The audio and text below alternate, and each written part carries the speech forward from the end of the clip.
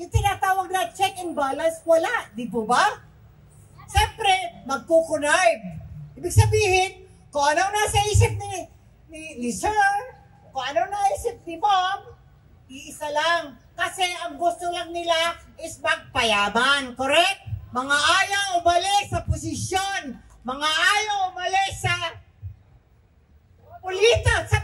Talagang ang gusto nila sila lang. And take note, mga kapatid, mga ate at mga kuya, sa pamilya ngayon, dito sa Baguio, political dynasty, gusto nilang ipasok. And take note, 8 pa ang anak nila.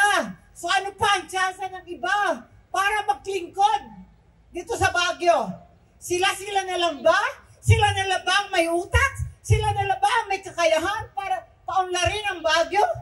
Di ba hindi? So, ang political dynasty ay walang puwang dito sa Baguio.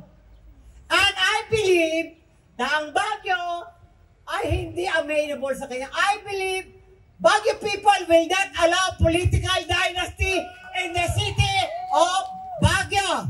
Tama po ba? Yes, political dynasty, hindi kayo dapat pumasok sa Baguio. Isa man lang sana. Pero ang ginawa ninyo, 2 pa. Pakatapos sa isang term. Pakatapos ni tatay. Sumunod, si nanay. Kasi naka3 terms. 9 years yan, okay?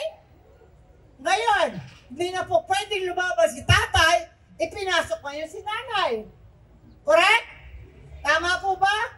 And then, another terms, magna 9 years if ever na pumasok si nanay. So, sino na naman nga ipapasok niya? Kanina sinabi ko, 8 ang anak. Paano pa yung mga apo? Di sila na lang. Kawawa naman yung mga bata natin. Ito mga bata na nandito ngayon na mayroon din pong kakayahan. Mayroon din pong kakayahan na ipagpatuloy na pagandahin ang Baguio. Di po ba? Why? Bakit kailangan natin silang iluklok? Wala silang karapatan na iluklok dito sa Baguio.